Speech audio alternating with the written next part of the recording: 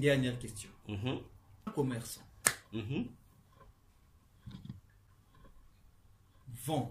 fait une vente et gagne un bénéfice de 50 000. Et puisque la loi dit un dixième pour le Seigneur, le commerçant prend ces 50 000, enlève 25 000 francs, prend 25 000, va payer son loyer. Il lui reste 25 000. Il va au marché, il fait des provisions à 15 000. Il lui reste 10 000. Et dans les 10 000, il prend les 5 000 francs, il met dans dans l'enveloppe pour ses un dixième. Il va donner à l'église. Est-ce que ces un dixième sont-ils approuvés par Dieu, oui ou non? D'accord. Nous posons cette question parce que il y a des enseignements qui disent que la dîme n'est pas une notion d'argent. Non. La dîme n'est pas une notion d'argent. Sinon que dans l'argent, on peut avoir plusieurs dîmes. Mais la dîme, c'est la notion de la première dépense dans ce que tu gagnes. Comme pour dire que si tu as de l'argent et que tu effectues déjà certaines dépenses et que tu viens verser la dîme en dernier, ce n'est plus de la dîme, ça devient une offrande parce que la dîme, c'est la première dépense, le premier billet qui doit quitter de ton revenu. C'est ça. Je vais déjà répondre. Déjà, cet enseignement est faux. Pourquoi? C'est mal comprendre la notion de la dîme. Dieu n'a dit nulle part dans la parole de Dieu. À moins que ce soit dans d'autres livres religieux. Mais dans la Bible, Dieu n'a nulle part dit de Genèse, Apocalypse, cette logique-là. Non. Dieu a dit, tu vas prélever dans tes revenus la dîme de l'Éternel. On parle du prélèvement. Dieu n'a pas dit que ça doit être la première dépense. Non. Dieu a dit qu'il faut prélever. Parce que la dîme, c'est quoi? C'est un impôt que nous payons à Dieu. Je reviens sur le plan physique. Ne payons-nous pas les taxes, les impôts de l'État? L'État te dit, non, lorsque tu as reçu ton revenu, il fallait d'abord venir me payer ici. Non, l'État attend sa taxe. Que tu donnes en premier, que tu donnes au milieu ou que tu donnes en dernier, ça n'a rien à voir avec Dieu. Ce dont Dieu a besoin, que tu obéisses à la loi qu'il a établie. Je veux le démontrer. Si tu prends Deutéronome 14, Dieu parle des lois de la dîme. Dieu dit à quelqu'un, il parle là, parce qu'il y a 3 sortes de dîmes, il n'y en a que 3. Dieu parle ici de la dîme de la 3e année, qui doivent être mangées dans la présence de l'Éternel. Dieu dit, il se pourrait que de là où tu habites et là où est le temple, que ça soit loin. Il y a un voyage à effectuer. Mais ton revenu, l'argent, tu vas faire quoi avec? Le voyage, tu vas faire comment? Tu vas utiliser, tu vas pas garder ça pour dire, non, tu vas faire des dépenses, mais tout en sachant que tu as réservé la dîme de trouille. Déjà, cette partie-là, on corrige. Parce qu'il ne faut pas qu'on confonde les prémices à la dîme. Il y a une offrande qu'on appelle prémisse. Et là aussi, ça veut seulement dire, dans ce que tu reçois, donc les premiers fruits de ton activité, donc les premiers fruits là, tu dois enlever une partie. Tu vas donner à Dieu. On n'a pas dit, faut d'abord, non. On appelle ça le fonds des premiers. Donc, c'est le produit de tes fruits, des premiers fruits. Tu vois, ça a produit pour la première fois. Tu prends, tu enlèves une partie que tu vas donner. C'est ce qu'on appelait les prémices qu'on devait offrir à l'Éternel. Ok? Alors, tu peux dire que la dîme, tu peux parler de 50 000 francs, quelqu'un a enlevé ces 5 000 pour aller donner sa dîme. Est-ce que c'est recevable? Voilà, c'est recevable. C'est recevable. Parce qu'il a réservé la dîme de Trouy. Peu importe les dépenses qu'il a faites, il a réservé la dîme, il est venu donner. Il devrait avoir un danger s'il avait tout consommé sans penser à la dîme de l'Éternel. C'est là que ça devait avoir un danger vis-à-vis de l'Éternel, son Dieu. Ceux qui disent que la dîme doit seulement être en nature, ils sont bêtes parce qu'ils ne lisent pas bien la Bible. Dieu n'a pas dit nulle part dans la Bible que la dîme doit seulement être en nature. Non, c'est faux. Dieu dit, et Dieu précise que tu prélèveras 10% de ta dîme sur ton revenu. Mais que veut dire revenu? Revenu veut dire, aujourd'hui, dans nos termes modernes, le salaire que tu as perçu ou tu as reçu. Donc, dans le salaire que tu as reçu, tu dois prélever la dîme de l'Éternel. Or, pour avoir un salaire, il faut exercer une activité. Or, les activités diffèrent. Nous avons des activités qui ne payent qu'en nature et des activités qui payent en espèces. Donc, on a deux grandes maisons d'activités.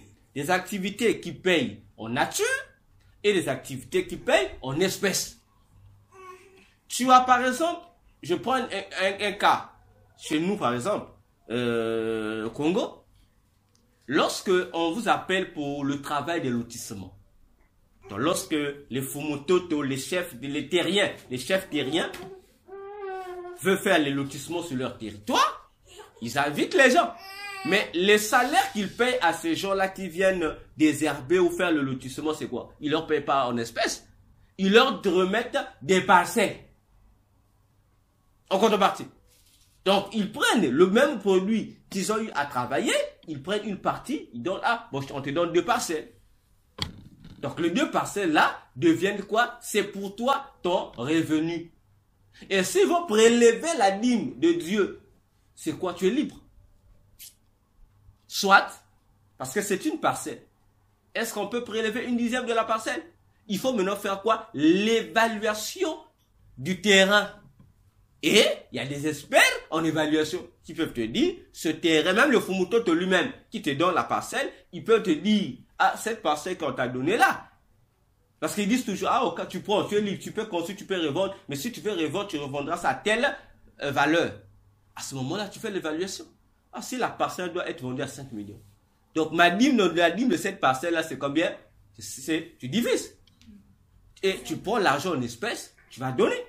Ou encore, si tu veux, tu divises la parcelle.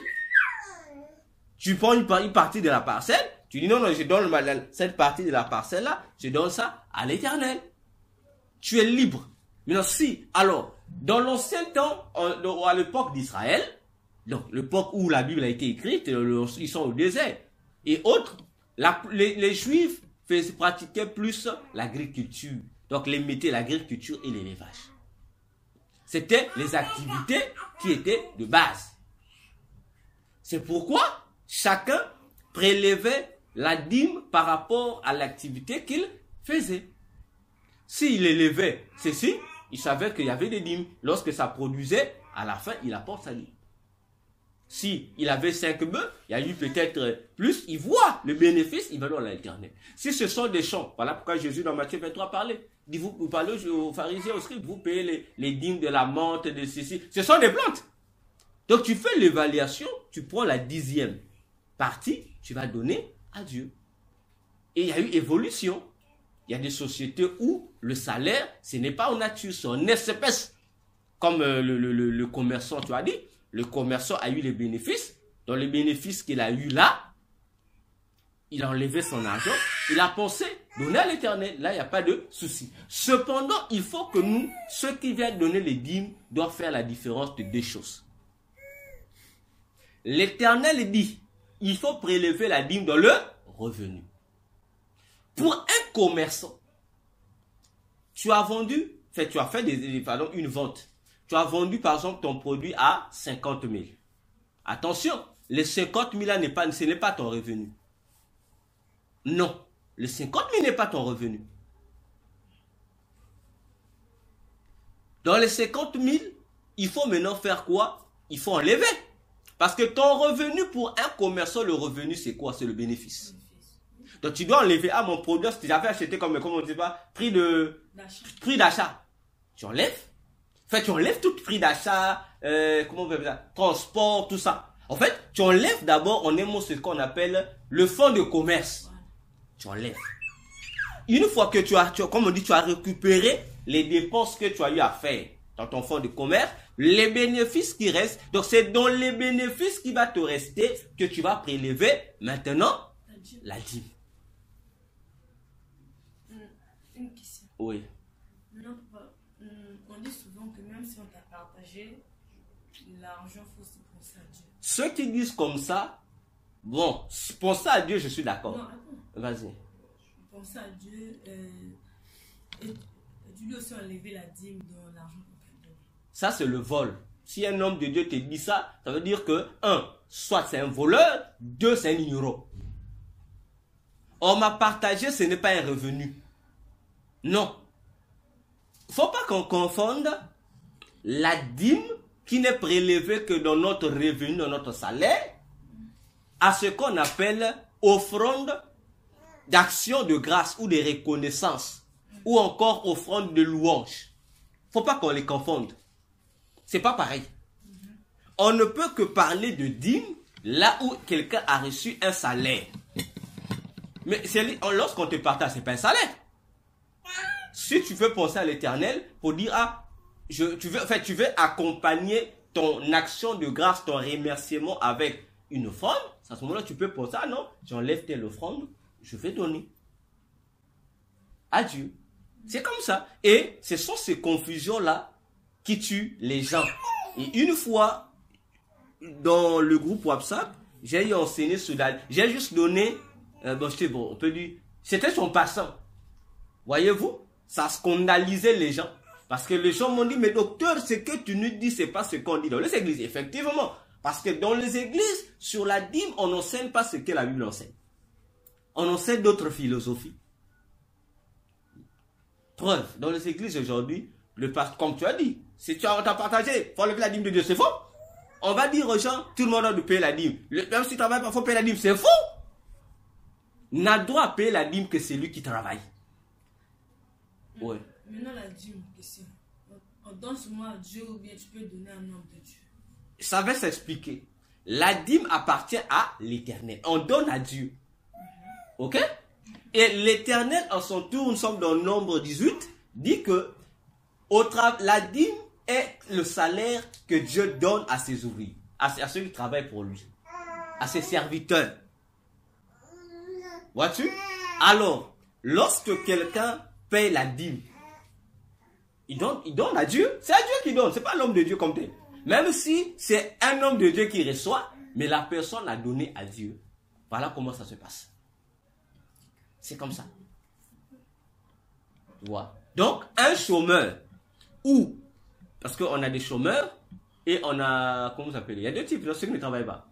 On a des ouvriers sans emploi, et on a des chômeurs. Parce qu'un ouvrier sans emploi, c'est quelqu'un qui n'a jamais travaillé. Mais un chômeur, c'est quelqu'un qui travaillait, mais qui vient de perdre le travail. Déjà, les deux, honnêtement, celui qui ne travaille pas n'a pas le droit de donner la dîme.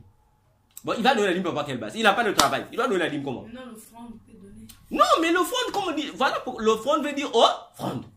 C'est-à-dire, c'est ce que toi tu offres. C'est normal. Tu peux, ça dépend. Tu peux offrir, comme on dit, ça te montre que tu offres. Mais la dîme, il faut avoir un travail. Donc, la dîme, c'est un impôt qu'on taxe à ceux qui travaillent. Merci. Donc, c'est une question, encore? C'est pourquoi je prépare un enseignement précis sur la dîme. Je pense que les gens, ça va encore scandaliser les gens sur cette affaire. Parce qu'il y a trop d'embrouilles. Il y a trop d'embrouilles. C'est pourquoi, même lorsque, j'ai dit toujours aux gens, même lorsque les gens viennent, oh non, je viens donner mon action de grâce à Dieu. On dit, oh Dieu, voilà mon action de grâce. Moi, je pose toujours la question. Je dis, l'action de grâce que tu as donnée à Dieu ou à l'homme de Dieu? Parce que là aussi, il y a une confusion entre l'action de grâce donnée à Dieu et l'action de grâce donnée au serviteur de Dieu. Ce n'est pas la même chose. Dans la Bible, c'est différent. Tu donnes l'action de grâce à Dieu, même si c'est un homme de Dieu qui reçoit. Mais donc, tu as donné à Dieu. C'est différent de prendre une offrande. Tu dis ça, c'est pas pour Dieu, mais c'est pour l'homme de Dieu. C'est pas la même chose. Et la Bible aussi fait la différence entre ces deux choses-là. C'est pas la même chose. C'est pourquoi dans la Bible, Dieu même précise, il dit, dans les offrandes qu'on apportait à Dieu, Dieu dit, ça c'est pour moi, Dieu, mais ça c'est pour l'homme de Dieu. C'est pas pareil. Preuve. Lorsque Saoul vient avec son serviteur pour aller rencontrer Saoul, le serviteur de Saoul dit à Saoul, mais on ne peut pas aller voir l'homme de Dieu comme ça. Qu'est-ce qu'on va lui apporter? Ils n'ont pas dit pour aller voir Dieu, non, non. C'est là où les voleurs dans les églises, on a dit mis ça pour venir consulter Dieu. Faut ça. Non, non, non. On n'avait pas dit l'offrande de Dieu. Il n'y a aucun passage dans la Bible où Dieu a dit pour venir le consulter pour porter une offrande. Il n'y en a pas. Ça, c'est l'offrande du respect pour honorer l'homme de Dieu. Donc, c'est volontaire. C'est pas une... Non, c'est ce que je dis. Bon, c'est volontaire, oui, oui. C'est pas une imposition. Tu es libre. C'est pas une obligation. Voilà. Pour aller voir. C'est pas Samuel qui a dit, fais donne-moi l'offrande. Non. Pour le respect, on va voir l'homme de Dieu. Ah, l'homme de Dieu, ça c'est... c'est comme lorsqu'on va voir les autorités politiques, par exemple. Tout le monde apporte toujours, il y a une offrande, comme on dit, un présent, un cadeau qu'on apporte au président, un geste, on fait un geste comme ça. C'est comme ça. Donc que les gens ne s'embrouillent pas. Car lorsque je veux faire cet enseignement-là, ça va encore scandaliser les gens. Voilà ce qui concerne la réalité sur la Bible.